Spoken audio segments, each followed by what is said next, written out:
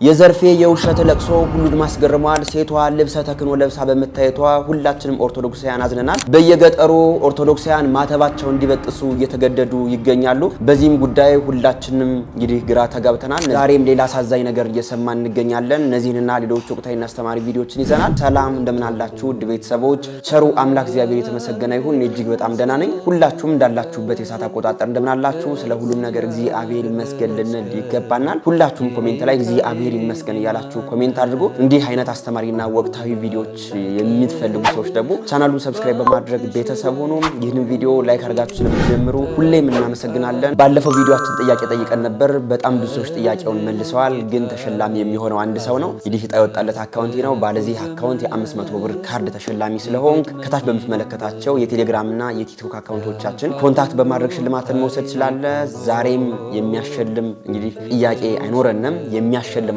ሁላችሁም እግዚአብሔር ይመስገን ብላችሁ ጽፋላችሁ። አንድ ሰው ዕጣ አውጥተን የምንሸልም ይሆናል። ዛሬ ቪዲዮአችንን በዚህ እንጀምራለን። ጾም ጊዜ የምግብ ሽታ የሚያመጣው ይገርማችኋል። ጾም ሸቷችሁ የማያውቀው ሻይ ጧት ነው የሚሸታችሁ። የጾም ዕለት ማለት የስስት ሰይጣን የሚባል አለ። የስስት ሰይጣን የሚባለው ብሉ ብሉ የሚልና በጾም ጊዜ የምግብ ሽታ የሚያመጣው ይገርማችኋል። ጾም ሸቷችሁ የማያውቀው ሻይ ጧት ነው የሚሸታችሁ። የጾም ዕለት ማለት ታይቶ የማይታወቅ ጓደኛ የዚህ ያለት ምሳ እንብላ እያለ ሊመጣ ይችላል። ይሄን የሚያመጣው የስስት ሰይጣን ነው።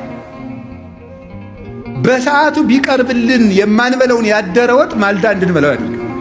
እንዲህ የሚያደርግ ማን ነው? የስስት ሰይጣን ነው። ለዚህ ነው መጽሐፈ መነኮሳት ምግብ አትርፈ ከበዓትህ እንዳታሳድር የሚለው። የስስት ሰይጣን ማለዳ ብላው ብላው ሊያሰኝህ ይችላል። ማስጎምጀት ነው። በቃ ማጓጓት ታንቄ ልሙት የሚያስብል ብሉ ብሉ ብሉ። እንደው ምግቡን ጨርሶ ሲጨርስ ንጉሠ ነገሥትነት የሚሾም የሚያስመስል የሚያጓጓ ሰይጣን አለ። ያንን ካሸንፋችሁ የመላእክት ዘመዶች ትሆናላችሁ። ከዚያሳ ዳንኤል ጾመ፣ ቅዱስ ገብርኤል መጣ። ምን አለ? ዳሰሰኝ ከንፈሬን አለ። ምን አደረገ? ጥበብ ገለጸልኝ። የ490 ዓመት ማኅተም ተረጎመለት። ትንቢት ተረጎመለት። ምስጢር ነገረው። ልብ ሰጠው። አሁን ልብ ያጣነው ጾም ትተን ዳንኤል ጾመና ነብዩ ምንድን ነው ያለው? ቅዱስ ገብርኤል ለዳንኤል ምንድን ነው ያለው? መጻይኩ ከማለቡከ ወዜኑ ከጥበበ ጥበብ ልነግርህ፣ ልብ ልሰጥህ፣ ማስተዋል ልነግርህ መጥቻለሁ። አሁን የምንዘነጋ መጽሐፍ እየተመለከትን እንቅልፋችን የሚመጣ ማስተዋል የማንችል የተሰበክነው ስብከት እዚሁ እንደ ቆሎ ረግፎ የሚቀር ቤታችን አንጠልጥለነው እንዳንል የሚያደርግ ምንድን ነው? ስለማንጾም። መምህራችን ቃለ ሕይወትን ያሰማልን። የአብይ ጾምን ዛሬ ሰኞ ጀምረናል። በጾሙ የሚመጡ ፈተናዎች ምንድናቸው? አብሶ ደግሞ የምግብ ሽታ፣ መጎምጀት፣ ሌሎችም እንዲህ አይነት ነገሮች የስስት ሰይጣን ወደኛ እንደሚያመጣብን እንድናውቀው መምህራችን ደስ የሚል ትምህርትን አስተምረውናል። የዚህ ቻናል ቤተሰቦች ሁላችሁም ጾሙን በጸሎትና በስግደት አስተሳስራችሁ እንደምታስቀጥሉት እርግጠኛ ነኝ። ጾም ያለ ጸሎት፣ ጾም ያለ ስግደት ምንም እንደማይሰራ ልታውቁት ይገባል። መምህራችን ቃለ ሕይወትን ያሰማልን። በዚህ ቪዲዮ ላይ ያላችሁን አስተያየት ኮሜንት አድርጉ። እንኳን ለዚህ ጾም በሰላም አደረሳችሁ። እንቀጥላለን ቪዲዮአችንን። በዚህ ጾም እንደዚህ እስከምንባል ድረስ እግዚአብሔር ይስማን። ያድሃ ተጣራህ እግዚአብሔርም ሰማው፣ ደርሶ ስላንኳኳ ከጸባኦት እንባው። አምላክ በቸርነት በምሕረት ጎበኘው፣ ባለቀሰ ጊዜ ግራ የገባው ሰው። መሻት ብቻ ነው የሚፈልግብህ፣ እግዚአብሔርን ጥራህ ምን ትድናለህ? መሻት ብቻ ነው የሚፈልግብህ፣ እግዚአብሔርን ጥራህ ምን ትድናለህ? አሜን አሜን አሜን። ወንድማችን በዚህ ጾም እግዚአብሔር የሁላችንም ልመና ይስማ። ያድሃ ተጣራ እግዚአብሔርም ሰማው፣ ደርሶ ስላንኳኳ ከጸባኦት እንባው። እንግዲህ የኛም ልመና ከእግዚአብሔር ደርሶ እግዚአብሔር ልመናችን እንግዲህ ይቀበልልን። ወንድማችን እናመሰግናለን። ወደ ቀጣይ ቪዲዮአችን ደግሞ ስንሄድ አንድ እጅግ በጣም የሚያሳዝን ቪዲዮ ሶሻል ሚዲያ ላይ በጣም ሲንቀሳቀስ ነበር። ቪዲዮውን እስኪ አንድ አይተን እንመለስ።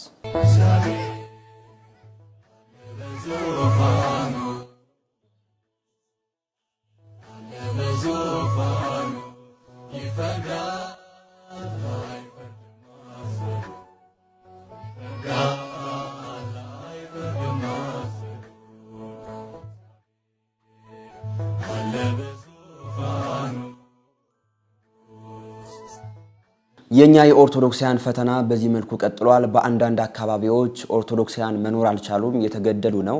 ማተብ ስላሰሩ ብቻ አንገታቸው እየተበጠሰ ነው የሚገኘው። በአንዳንድ አካባቢዎች ደግሞ በዚህ መልኩ ኦርቶዶክሳውያን በማሳቀቅና አንገት በማስደፋት እነርሱ ሳይፈልጉ ማተባቸው እየተበጠሰ ነው እያየን የምንገኘው። አሁን እቺ እናትን አይታቸዋል። ማዕተቧን ከአንገቷ እየበጠሱባት ነው የሚገኘው። እርሷ ግን ማዕተብ እንዲበጠስባት አልፈለገችም።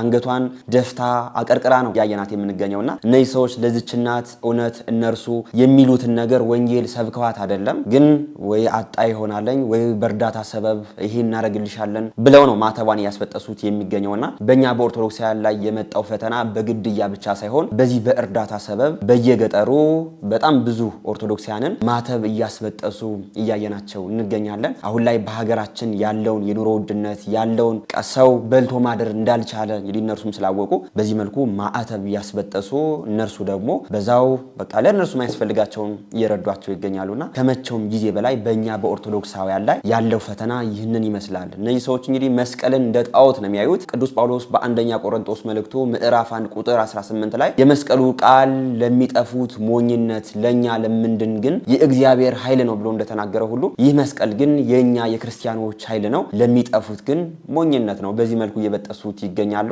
በእኛ በኦርቶዶክሳውያን ላይ መገደል ብቻ ሳይሆን በዚህ መልኩ በገጠር የሚገኙ እናቶቻችንን እንግዲህ ሳይፈልጉ ማዕተብ ያስበጠሱ ይገኛሉና ከመቼውም ጊዜ በላይ አሁን ያለውን ችግር እንግዲህ አይተን ሁላችንም ኦርቶዶክሳውያን ተዛዝነን ልንኖር እንደሚገባን በዚሁን መልእክቴን አስተላልፋለሁ። በዚህ መልኩ ግን እያስገደዱ ኦርቶዶክሳውያን ሳይፈልጉ ማዕተብ እየበጠሱ ይገኛሉ። ያሳዝናል። በዚህ ጉዳይ ላይ ያላችሁን አስተያየት ኮሜንት አድርጉ። እንቀጥል እስኪ።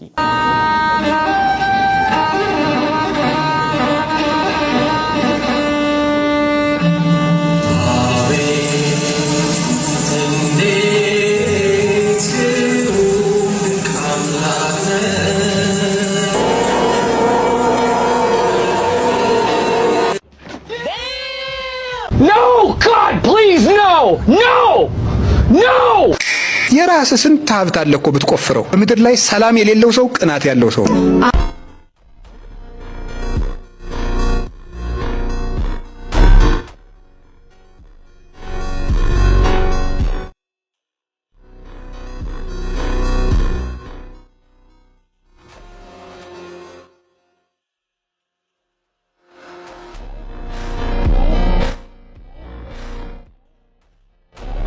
በምድር ላይ ሰላም የሌለው ሰው ቀናተኛ ሰው ነው ይሉናል ርዕሰ ሊቃውንት አባ ገብረ ኪዳን። አሁን ላይ በመናፍቃኑ ሆኖም እያየነው እንገኛለን። የእነርሱ ያልሆነውን ነገር በቅናት ይዘው ይሄዳሉ። ጽናጽሉን፣ መቋሚያውን፣ ከበሮውን አሁን ላይ እንግዲህ እንደፈለጉ እያደረጉት ይገኛሉ። እኛ ንዋየ ቅድሳቶቻችን በምን መልኩ አክብረን እንግዲህ እንደምንጠቀምባቸው ይታወቃል። አሁን ላይ ደግሞ እንዲህ ማድረግ ጀምረዋል። እንግዲህ ቪዲዮ ላይ እንዳያችሁትና ከዚህ በፊት የእነርሱ ያልሆነ ንብረት በእነርሱ ቤት እንዳይገኝ ሕግ ወጥቶ ነበር።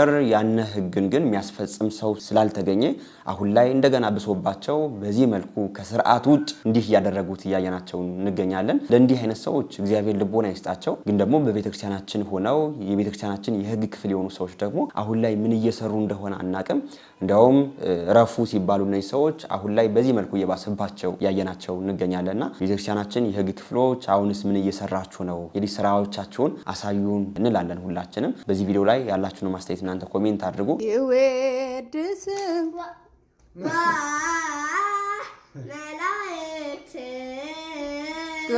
ክርስቲያን ግባ ክርስቲያን አባስ ገባ።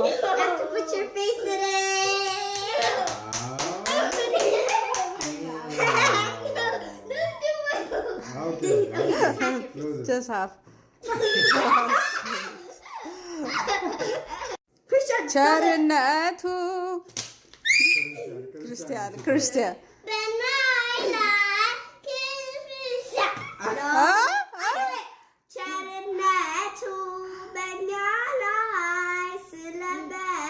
Okay, Christian, yeah, you didn't get correct.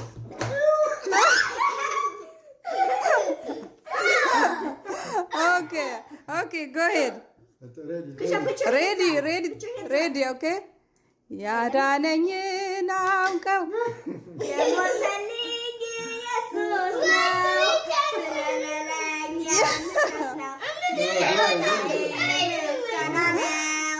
አሁን አውቆ ነው ለመግባት ፈልጎ ነው I'm gonna let Krisha win the next round. Okay. I'm gonna let Krisha win the next round. You want to try? Okay, go ahead, Christian. Ready? Be ready. Put your hands up. Gabriel. Ele amana kamla. Go ahead, Elvitus. I wanted to put my face in it. Okay, by yourself. Yeah, good. Don't be laugh. Go ahead. ኦርቶዶክሳዊ ቤተሰብ ምን መሆን አለበት የሚለውን ነገር እነዚህ ቤተሰቦች የመለሱልን ይመስለኛል። በዚህ መልኩ ሁላችንም ቤተሰቦቻችን ልንመራ ይገባል። አብሶ ደግሞ ህፃናቶቻችን ትናንሽ እህት ወንድሞቻችንን በዚህ መልኩ ደስ በሚል ሁኔታ ልናሳድጋቸው ይገባል። አብዛኛዎቻችን እንዲህ አይነት አስተዳደግ የለንም። ህፃኖችን ሰብስበን ልናዘፍናቸው እንችላለን፣ ሙዚቃ ከፍተን እንደፈለጉ እንዲሆኑ ልናደርጋቸው እንችላለን እንጂ በዚህ መልኩ መዝሙር እንዲጨርሱ ወይም ደግሞ የሆነ ብቻ እውቀት እንዲይዙ የምናደርግ ሰዎች እጅግ በጣም አናሳንና እነዚህ ሰዎች ለሁላችንም ትምህርት ይሆኑናል። እስኪ ሁላችሁም የዚህ ቻናል ቤተሰቦች በዚህ መልኩ ህፃናቶቻችሁን ለማሳደግ ሞክሩ። እነዚህም ወላጆችም ሊደነቁ ይገባል። እግዚአብሔር እንግዲህ እነዚህ ህፃናትም አሳድጎ ነገ ከነገ በኋላ ቤተክርስቲያን የሚያገለግሉ በጣም ድንቅ ትውልድ ያድርግልን እንላለን። ወደ ቀጣይ ቪዲዮአችን ደግሞ ስንሄድ ይህንን ሰሞን እጅግ በጣም መነጋገሪያ ከሆነ ጉዳይ መካከል ሴቷ ልብሰ ተክህኖ ለብሳ መታየቷ ሁላችንም አስገርሞናል። ኦርቶዶክሳውያንም ይህንን ነገር አይተንም አዝነናል። እንዴት ብለን ጥያቄያችን አንስተናል። ግን ይህ የሆነበት ምክንያት ምንድነው ብለው በኤርትራ የሚገኙ ኦርቶዶክሳውያን በዚህ መልኩ ማብራሪያ እየሰጡ ነበር። ሲወንድማችን ቀዳሚ ጸጋን አይተነው እንመለስ። ለምንድነው ልብሰ ክህነት የምትለብሰው? ሴት ካህና አይደለች መቼስ ክህነትም አትቀበልምና ለምንድነው? በነገራችን ላይ በኢትዮጵያም ድሮ ነበር።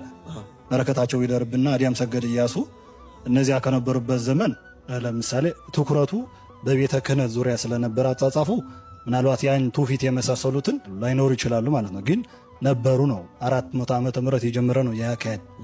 ለምሳሌ 181 ዓመተ ምህረት የነበረው ወይ ደግሞ 11ኛ ሊቀ ጳጳስ የእስክንድርያ የነበሩ ቅዱስ ዲሜጥሮስ ማለት ነው። እሳቸው አሁን አግብተው ነው ጵጵስና እየተሾሙ ማለት ነው። እንዲህ ነገር ነበር። ከዚያ ኋላ ግን በድንግልና እንትን ሲል ምን መጣ? ከስርዓተ ጽዮን የቤተ ክርስቲያናችን ሶስተኛ ለመጻፍ የስርዓት ወይ ደግሞ ሲኖዶስ ብለን የምንጠራው መጽሐፍ ዲድስቅልያን ተከትሎ 50 ዓመተ ምህረት አባቶቻችን ሐዋርያት የጻፉት አለ። አንደኛ ግጽዊ፣ ሁለተኛ ትእዛዝ፣ ሶስተኛ ደግሞ ስርዓተ ጽዮን የሚባል አለ።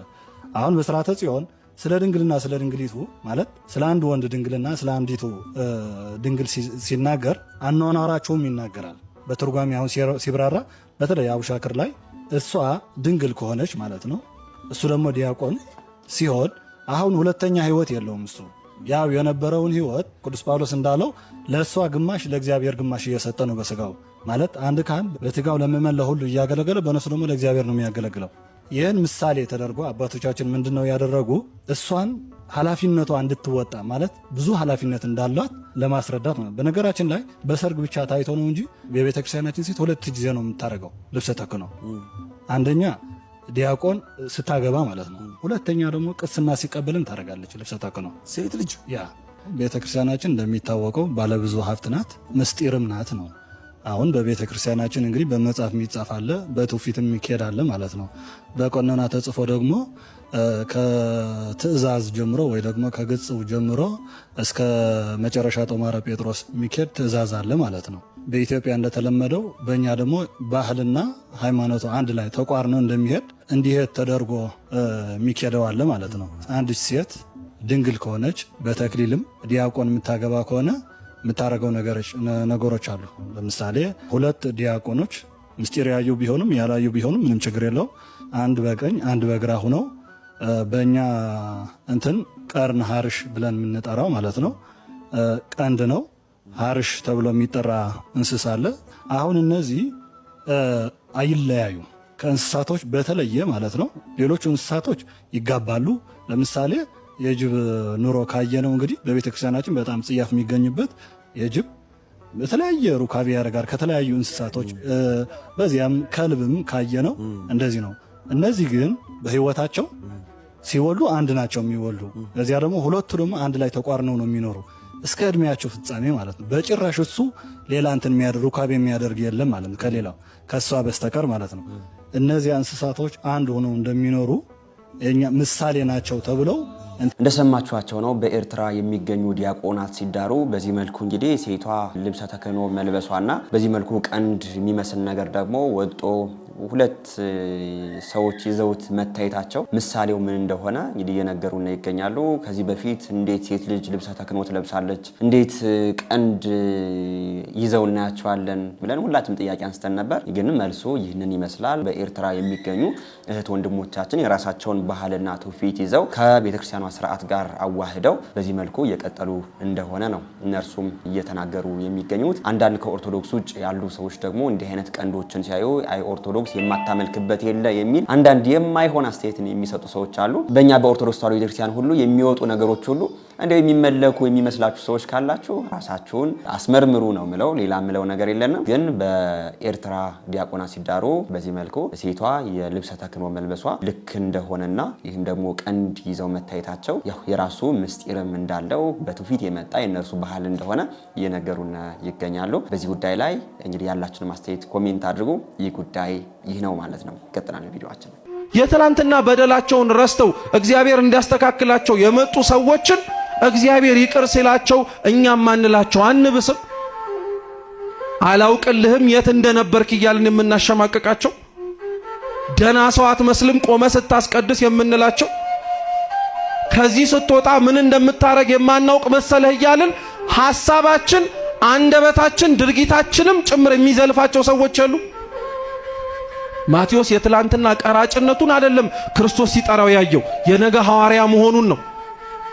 ጳውሎስን ሲመለከተው ሲጠራው የትላንትና አሳዳጅነቱን አይቶ አይደለም ምርጥ ቃነቱን ተመልክቶ ነው። ታዲያ ክርስቲያኖች ምን ሆነን ነው እኛ ሌላውን ይቅር ላንልበት የምንችል ምን በቂ ምክንያት አግኝተን? እኛን ከበደሉን በላይ እግዚአብሔርን አልበደሉትም እኚህ ሰዎች? እኛስ ሌላውን በደልን ከምንለው በላይ እግዚአብሔርን አላሳዘን ነው? በደንብ አድርገን ተመልከቱ ክርስቲያኖች። ሌላውን ሰው ይቅር ላለ ማለት አክርረን የምናጠብቀው ገመድ እግዚአብሔር እኛን ይቅር እንዳይለን የምናስረው ገመድ ነው። ሌላውን ሰው ይቅር ለማለት የምንፈታው ገመድ እግዚአብሔር እኛን ይቅር እንዲለን የምንፈታውም ጭምር። በቃ አጭር እኮ ነው። ክርስቶስ ስለ ይቅርታ ሲያስተምር እናንተ ይቅር መባል የምትፈልጉ ከሆነ እግዚአብሔር ምሕረትን እንዲያደርግላችሁ የምትሹ ከሆነ እናንተም ሌላውን ምን በሉን ያሉ ይቅር በሉ። ይቅር ብለን ነው እኛ ታዲያ እዚህ የተሰበሰብነው። ይቅርታ አድርገን ነው ልባችን ንጹህ ሆኖ ነው የመጣ ነው። ተው ክርስቲያኖች፣ ቤተ ክርስቲያን ደጇን ከፍታ እግዚአብሔር እጆቹን ዘርግቶ ተቀበለን ማለት ቢያንስ ለመስተካከል እድል እንደሰጠን አምነን የምንመጣው እንጂ ከነችግራችንና ልናስወግደው የምንችለውን ነገር በሙሉ ችግር የለም ብለን እንድንመጣ አይደለም። ይቅር ማለት ለምን ከበደን? እውነት አንዳንዴ አስቡት ክርስቲያኖች፣ እንኳን እኛ እርስ በርስ ይቅርና በደሉን ብለን የምንናገራቸው ሰዎች ቤተ ክርስቲያን ውስጥ ቢመጡ የማያስገባቸው የእግዚአብሔር ይቅር አለ ማለት ነው ወይስ የኛም ቢተኝነት ነው? የኛም ቢተኝነት እኮ ነው። ሁሉንም አስቧቸው። ክፉ አረጉብን የምትሏቸውን ሰዎች ሁሉንም ምን ክፉ ያደረጉብን ነገር አለ? ሁሉንም አስቡት። እኒህን እግዚአብሔር ይቅር እንዲላቸው የሚያስፈልገው መጠጋት ብቻ ነው። ወንድማችን እናመሰግናለን። ስለ ይቅርታ ካነሳ አይቀር አሁን ላይ እንግዲህ ጾሙ እንደጀመረ ይታወቃል። እንደው ይቅር ሳንባባል የተጣላን የተቀያየምን ሰዎች ዝም ብለን ጾሙን የምንጾም ካለን ጾሙን በይቅርታ ልንጀምረው ይገባል እላለሁ። ሁላችሁም የተቀያየማችሁትን ሰው ሄዳችሁ ይቅርታ ጠይቁ። ጾሙን እንግዲህ ደስ በሚል ኦርቶዶክሳዊ ስርዓትና ይቅርታ አድርገን በስርዓት ደስ የሚል መልሳችን የሚመለስበት ጾም ልናድርገው ይገባናል። ወንድማችን ቃለ ሕይወትን ያሰማልን። እንቀጥላለን። እናንተ ባለስልጣናት ካላችሁ እጃችሁን ሰብስቡ፣ ንጹሃንን መግደል አቁሙ፣ ካልሆነ አብረን ነው የምንጠፋው ብዬ ነው። ምንም የሚተርፍ የለም። እግዚአብሔር እጁን ያነሳል። ዝም በሉ፣ ተመልከቱ። እግዚአብሔር እጁን ያነሳል። ግፈኞች አሸናፊ አይሆኑ። ልንገራችሁ፣ ግልጽ ነው። ግፈኛ ወራሪ አሸናፊ ሆኖ አያውቅም። ቅዱስ ጳውሎስና ሲላስን እነዚያ ባለመኳንን ባለስልጣናት በሚሽከረከሩ ወንበር የተቀመጡ ከራሳቸው ውጭ ሌላ ማየት የማይፈልጉ እነዚያ አልዳኑም። ቅዱስ ጳውሎስና ሲላስ ግን ዳኑ።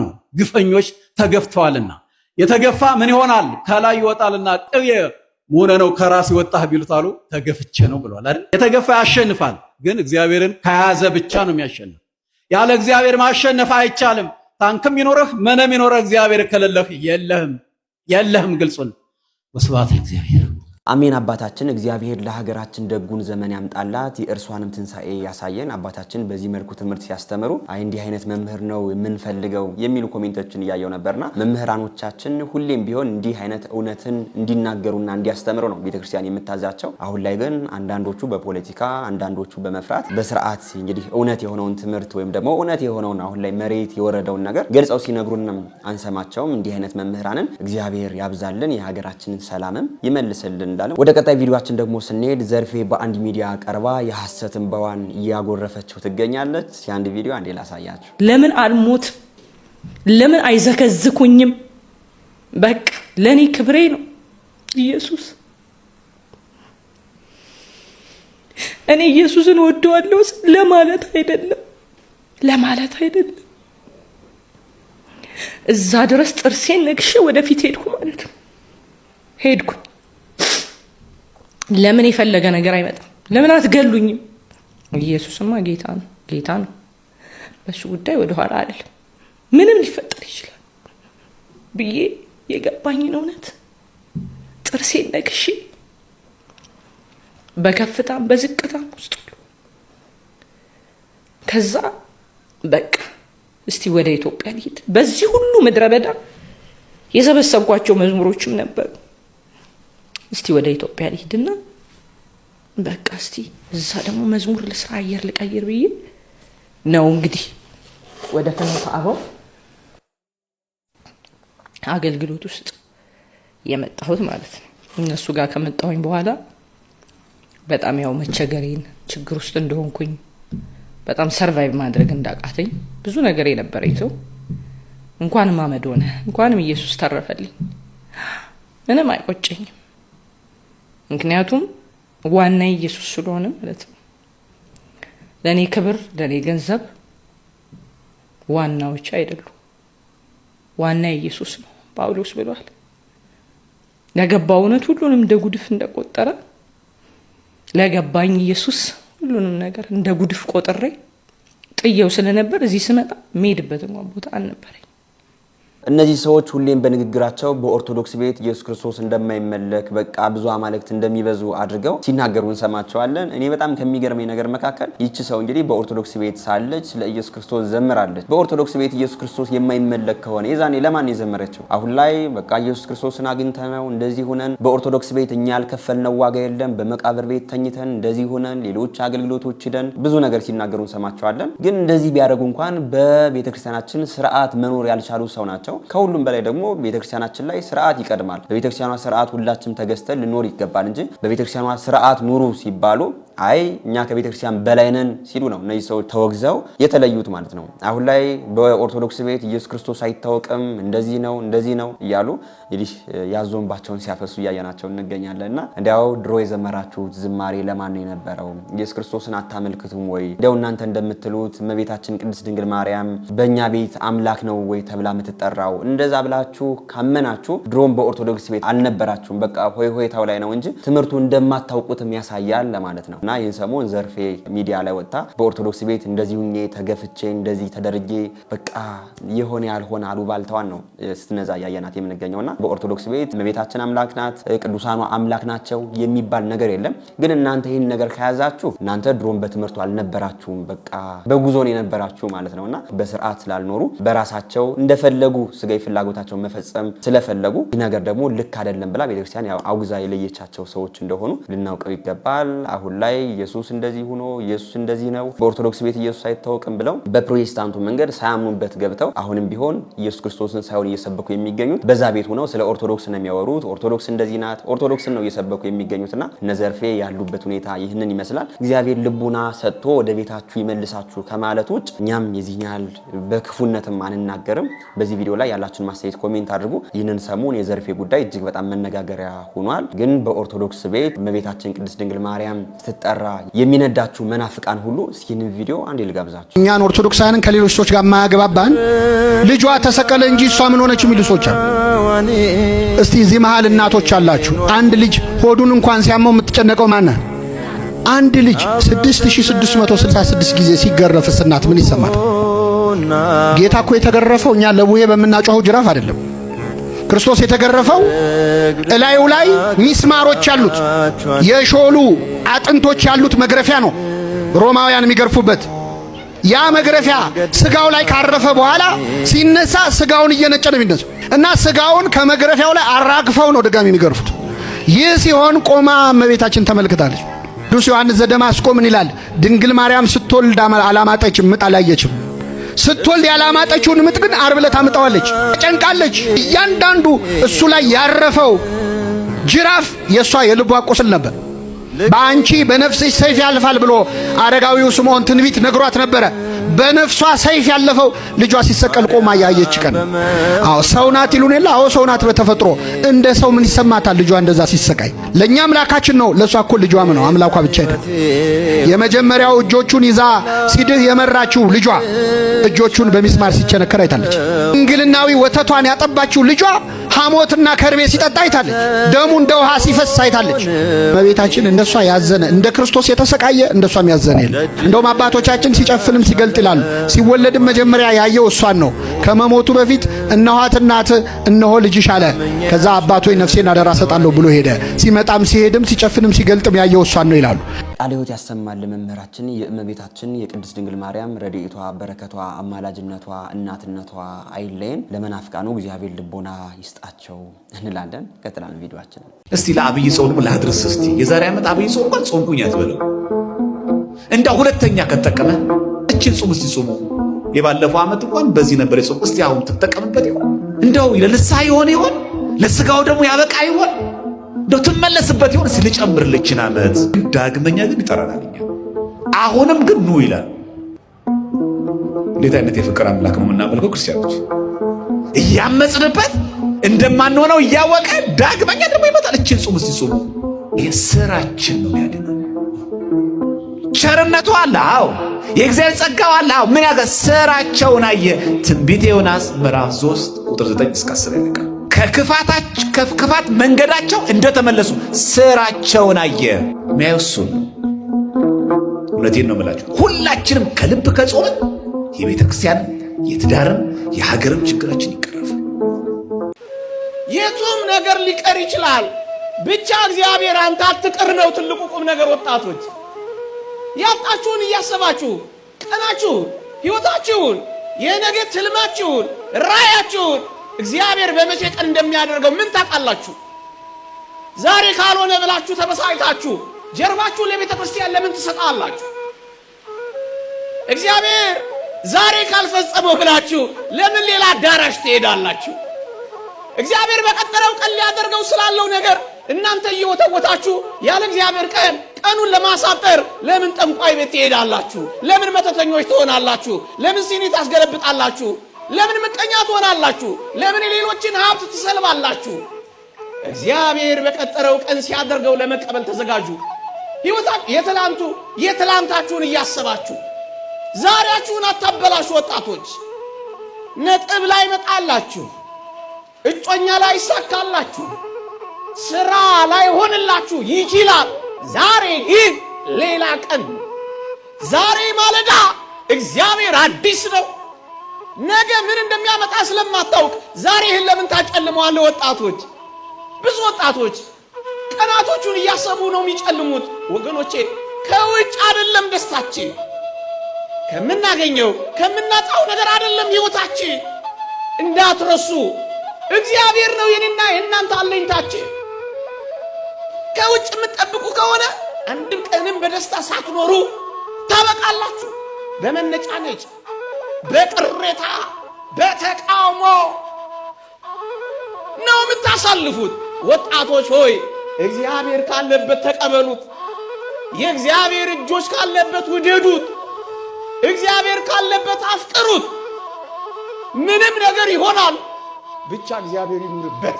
መምህራኖቻችን እናመሰግናለን። ቃለ ሕይወትን ያሰማልን። እጅግ በጣም ደስ የሚል ትምህርትን ያስተማሩን። እግዚአብሔር ለሁላችንም ልቦናን ያድለን፣ የእነርሱንም የአገልግሎት ዘመናቸውን ያርዝምልን። የዛሬ ቪዲዮዎቻችን እነዚህን ይመስሉ ነበር። ወቅታዊና አስተማሪ እንደነበሩ አልጠራጠርም። ግን በንግግሬ ያጠፋሁት ነገር ካለኝ ኮሜንት አድርጉኝ። ሁሌም ቢሆን ለማስተካከል ዝግጁ ነኝ። በዚህ አስተማሪ ቻናል ድርጅቶቻችሁን ማስተዋወቅ የምትፈልጉ ሰዎች ከታች በምትመለከቱት ስልክ ቁጥር ዋትስአፕ ላይም ቴሌግራም ላይም ኮንታክት ማድረግ ትችላላችሁ እኛ ጋር። ዛሬ እንግዲህ ጥያቄ አይኖረንም። ተሸላሚ የምትሆኑት ኮሜንት ላይ እግዚአብሔር ይመስገን ብላችሁ ስለጻፋችሁ ብቻ ነው። እጣውጥተን በቀጣይ ቪዲዮ ተሸላሚውን የምናሳውቅ ይሆናል። ሁላችሁም ኮሜንት ላይ እስኪ እግዚአብሔር ይመስገን እያላችሁ ኮሜንት አድርጉ። ይህን ቪዲዮ ላይክ ያላደረጋችሁ ሰዎችም ቪዲዮዎቻችን ወደ እናንተ በደንብ እየደረሱ ስላልሆነ በደንብ ላይክ አድርጉት። ለወዳጅ ዘመዶቻችሁም ሼር አድርጉት። ይህንን አስተማሪ ቻናልም ሰብስክራይብ በማድረግ ቤተሰብ ሁኑ። እናንተም ቢቀርቡ የምትሏቸውን ቪዲዮዎች ከታች በምትመለከቷቸው የቴሌግራምና የቲክቶክ አካውንቶቻችን ላኩልን። አይተን መርጠን ለእናንተ የሚገቡትን ወደ እናንተ የምናድርስ ይሆናል። በሌሎች ወቅታዊና አስተማሪ ቪዲዮዎች እስከምንገናኝ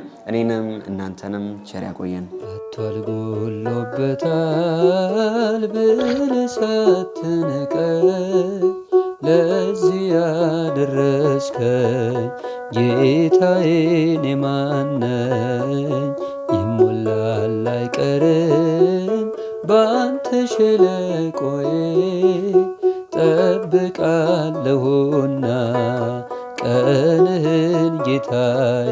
ሐዘን ጽልመት ክፉ ዘመን ቢገጥመኝም እንኳን ያልፋል ሁሉም ታሪክ ሆኖ በፊት ሲለካ ማናፈረ